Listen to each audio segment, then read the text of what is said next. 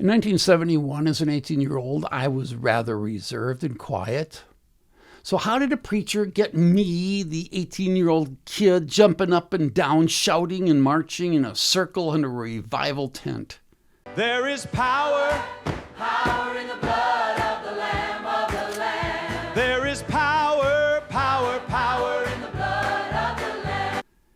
And how did he get me to give $15, every penny I had that night, into the offering that was already being filled with jewelry and a tambourine and cash? For years, I never told anybody about this because I was kind of embarrassed by what I did afterwards. But before I tell you the reasons of why and what I did, let me tell you the story, because what happened to me that night is part of a much bigger pattern in charismatic revivals.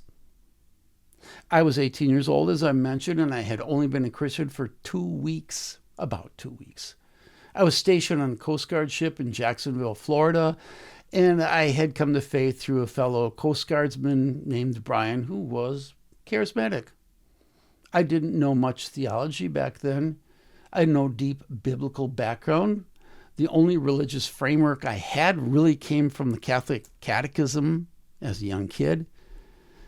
But I was hungry for God. I wanted to do what was right.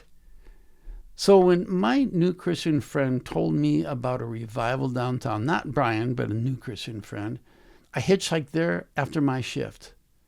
He couldn't go with me. It was cold. The tent was packed. The whole place was alive with noise, loud worship, dancing, shouting, a kind of energy that I had never really seen before in any church, even in Pentecostal churches. I sat on the right side and did what I always did in a crowd. I watched. Then the preacher got up. He was commanding. He knew how to hold a room. And then he talked about money. And now right away I was so turned off. I was recoiled. I hated talks about money in church settings. But he used scripture. And he framed giving it as a sacrifice. It no longer became something that he needed, but something that I needed to do. Releasing something valuable to serve something bigger, God. And it changed how I heard it. I was no longer just listening to a man asking for money. I was thinking about myself, about whether I was willing to give up what mattered to me and give it to God.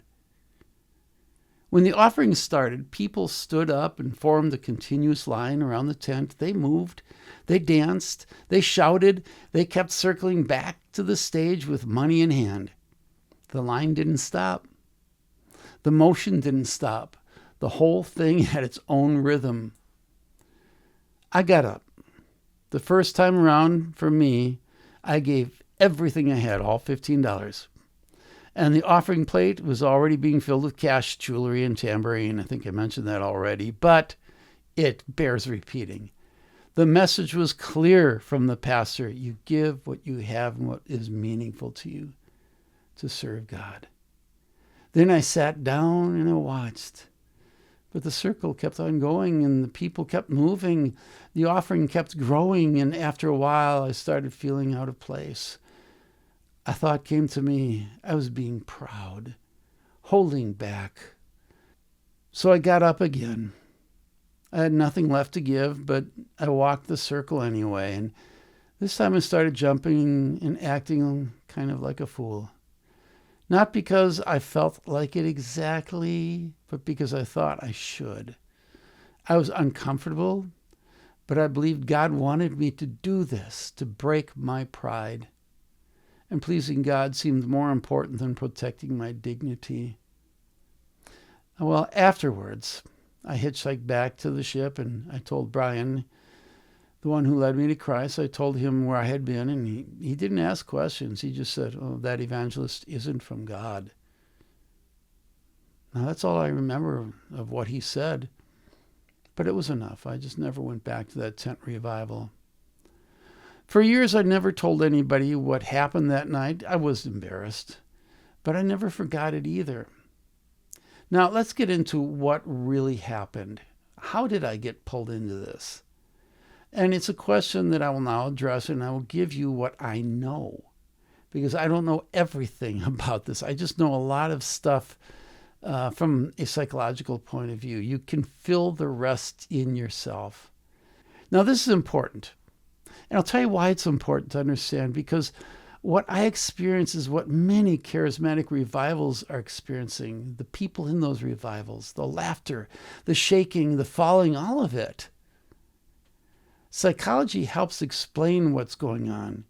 And I think the answer is not one thing, it's several things happening at once. The first reason has to do with emotional contagion. I'm going to talk about 5 reasons here. And the first one is emotional contagion. Studies have shown that emotions spread through groups, especially when people are singing, moving, shouting, laughing, and watching each other closely. In a setting like that, the energy in the room does not stay outside of you. It gets inside you. The crowd's emotion becomes part of the atmosphere, and the atmosphere becomes part of your own response. The second reason has to do with normative conformity. That means we tend to move toward what the group treats as normal. And that does not always feel like pressure. Sometimes it feels like conscience. Sometimes it feels like maturity. Sometimes it feels like you are finally doing the right thing. But when everybody around you is giving, moving, and responding, the quiet person in the room starts to feel like the one who is out of place. The third reason has to do with authority. The preacher did not just speak, he interpreted the moment. He gave the action meaning. So when he talked about money, it's no longer just money, it's sacrifice. It's dedication to God. It's obedience. And it becomes a test of the heart. In that kind of environment, authority can turn a normal act into a spiritual one. The fourth reason has to do with self-persuasion.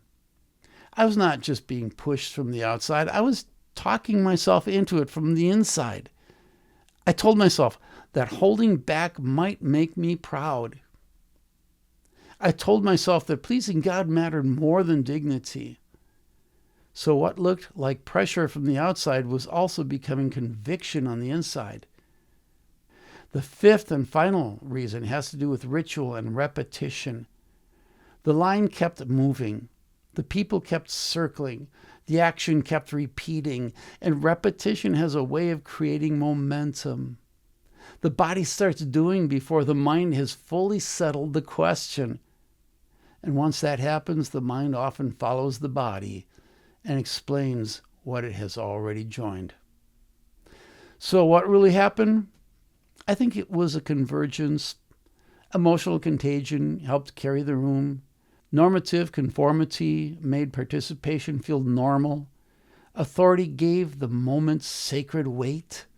Self-persuasion turned hesitation into duty. And ritual repetition kept everything moving.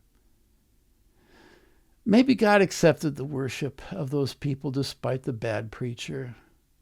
But for me, it was a learning lesson. It taught me how powerful a religious atmosphere can be. It taught me how easily sincerity and the desire to please God can be swept into a crowd.